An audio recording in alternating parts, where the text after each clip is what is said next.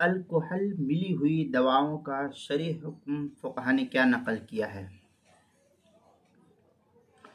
چنانچہ مغربی ممالک اور اس کے علاوہ اب تو یہ دیکھا جاتا ہے کہ اکثر دواؤں میں کچھ نہ کچھ فیصد جو ہے الکحل کا استعمال کیا جاتا ہے، جیسے نزلہ، کھانسی وغیرہ، گلے کی خراش وغیرہ، اور اس طریقے سے معمولی بیماریوں کے لیے الکحل وغیرہ کا استعمال ہوتا ہے۔ تو اس کا شرعی حکم کیا نقل کیا گیا ہے؟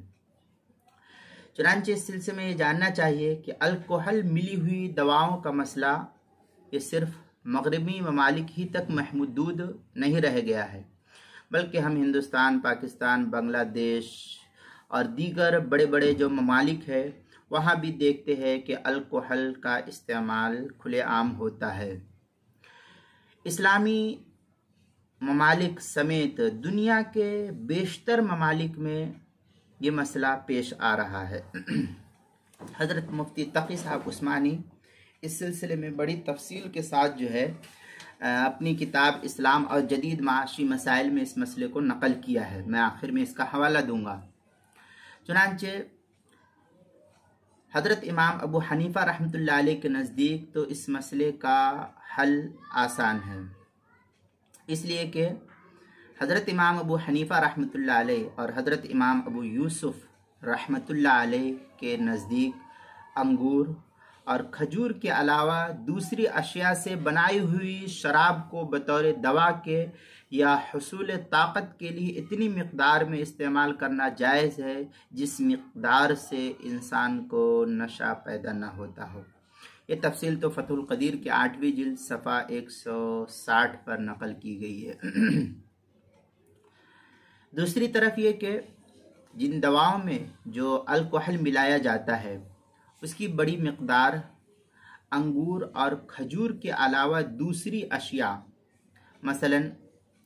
چمڑا، گندھک، شہد، شیرہ، دانہ،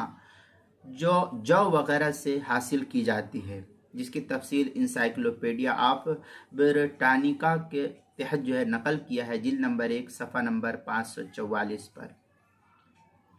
لہذا دواؤں میں استعمال ہونے والا جو الکحل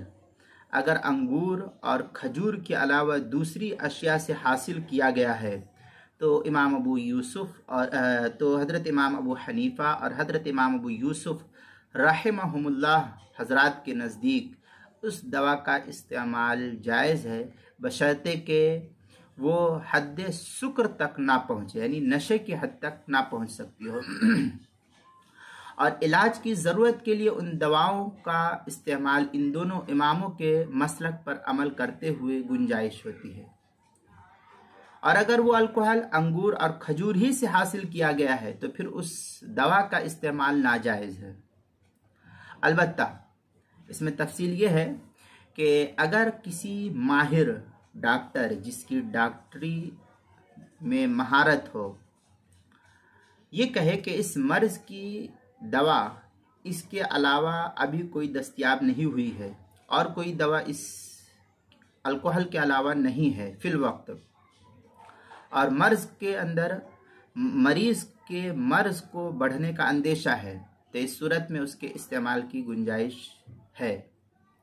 اس لیے کہ اس حالت میں حنفیہ کے نزدیک تداوی بالمحرم جائز ہے۔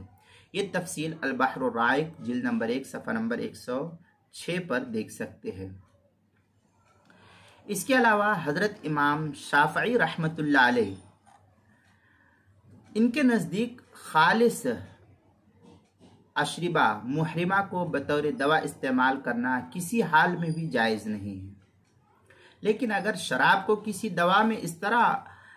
حلول کر دیا جائے، ملا دیا جائے کہ اس کے ذریعے شراب کا ذاتی وجود بالکل مفقود ہو جائے، ختم ہو جائے، اور اس دوا سے نفع حاصل کرنا مقصود ہو، جیسا کہ علاج کے لیے ہوتا ہے، تو جو دوسری پاک دوا سے حاصل نہیں ہو سکتا تھا اب یہاں ایک مجبوری ہو گئی، تو اس صورت میں بطور علاج ایسی دوا کا استعمال ان کے نزدیک بھی جائز ہے، جیسا کہ علامہ جیسا کہ اس کی تفصیل جو ہے نقل کی گئی ہے نہایت المحتاج کے اندر، یہ تفصیل نہایت المحتاج میں بڑی تفصیل سے علامہ رملی کی جو ہے اس میں نقل کی گئی ہے۔ لکھتے ہیں اما مستحلقۃ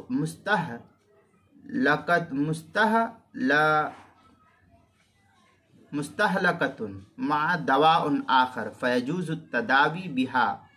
کصرف بقیت النجاسات، اس کے تحت جو ہے نقل کی ہے نہایت المحتاج للرملی جلد نمبر 8 صفحہ نمبر 12 پر۔ یعنی ایسی شراب جو دوسری دوا میں داخل ہو کر اپنا ذاتی وجود ختم کر دے، تفصیلی عبارت ہے، میں عبارت کو مختصر کر کے اس کا ترجمہ کر رہا ہوں، اس کے ذریعے علاج کرنا جائز ہے، جیسا کہ دوسری نجس اشیاء کا بھی یہی حکم نقل کیا ہے، بشرطے کہ علم طب کے ذریعے اس کا مفید ہونا اولاً ثابت ہو جائے، اگر ثابت نہ ہو تو پھر نہیں، یا اس کے علاوہ کوئی عادل طبیب اس کے نافع مفید ہونے کی خبر اور مشورہ دے، اور اس کے مقابل میں کوئی ایسی پاک چیز بھی موجود نہ ہو جو اس سے بے نیاز وقتی طور پر کر دیتی ہو، اس لیے اس کا استعمال جائز ہے حضرت امام شافعی رحمۃ اللہ علیہ کے نزدیک۔ اور اس کے علاوہ خالص الکحل کا استعمال بطور دوا نہیں کیا جاتا، بلکہ ہمیشہ دوسری دواؤں کے ساتھ ملا کر کے ہی استعمال کیا جاتا ہے، عموماً یہی دیکھا بھی جاتا ہے۔ لہذا ان سب کا نتیجہ یہی نکلا کہ امام شافعی رحمۃ اللہ علیہ کے نزدیک بھی الکحل ملی ہوئی دواؤں کو بطور علاج کے استعمال کرنا ان کے نزدیک بھی جائز ہے، بطور خاص دوا میں، اس کے علاوہ نہیں۔ اب اگر ہم دیکھتے ہیں کہ موجودہ دور میں چونکہ ان دواؤں کا استعمال بہت عام ہو چکا ہے، الکحل ملی ہوئی دواؤں کا استعمال بطور خاص نزلہ، زکام، کھانسی وغیرہ کے لیے اس کا استعمال بالکل عام ہوتا ہوا جا رہا ہے، اس لیے اس مسئلے میں احناف یا شوافع کے مسلک کو اختیار کرتے ہوئے ان کے مسلک کے مطابق گنجائش دینا مناسب معلوم ہوتا ہے۔ اب پھر اس صورت میں ایک تفصیل یہ رہ جاتی ہے کہ جس بارے میں دواؤں کے ماہرین سے یہ بات پوچھ کر کے اس کو حل کیا جا سکتا ہے وہ یہ کہ جب الکحل ہے تو اس الکحل کو دواؤں میں ملایا جاتا ہے تو کیا اس عمل کے بعد الکحل کی حقیقت اور ماہیت اب بھی باقی رہتی ہے؟ یہ اس میں تفصیل رہ جاتی ہے، یا اس کیمیائی عمل کے بعد اس کی ذاتی حقیقت اور حیثیت اور ماہیت اور حقیقت جو ہے وہ ختم ہو جاتی ہے۔ اگر الکحل کی حقیقت اور ماہیت بالکل ختم ہو جاتی ہے اور اس کیمیاوی عمل کرنے کے بعد وہ اب الکحل باقی نہیں رہتا ہے، اور عموماً ایسا دیکھا بھی جاتا ہے کہ اصل جو الکحل ہے اس کی حقیقت تبدیل ہو جاتی ہے، اب وہ الکحل نہیں رہتا ہے بلکہ دوسری شے میں تبدیل ہو جاتا ہے، تو اس صورت میں تمام ائمہ رحمہم اللہ کے نزدیک بالاتفاق اس کا استعمال جائز ہے۔ اس لیے شراب جب سرکے میں تبدیل ہو جائے اس وقت تمام ائمہ کے نزدیک حقیقت اور ماہیت کی تبدیلی کی وجہ سے اس کا استعمال جائز ہے، اس لیے یہاں بھی یہی صورت اپنائی جائے گی۔ تفصیل فقہی مقالات کی پہلی جلد صفحہ 253 سے 255 تک دیکھ سکتے ہیں۔ اس کے علاوہ اسلام اور جدید معاشی مسائل اس کی چوتھی جلد صفحہ 12 اور 13 پر بھی دیکھ سکتے ہیں، وہاں بھی اس کی تفصیل موجود ہے۔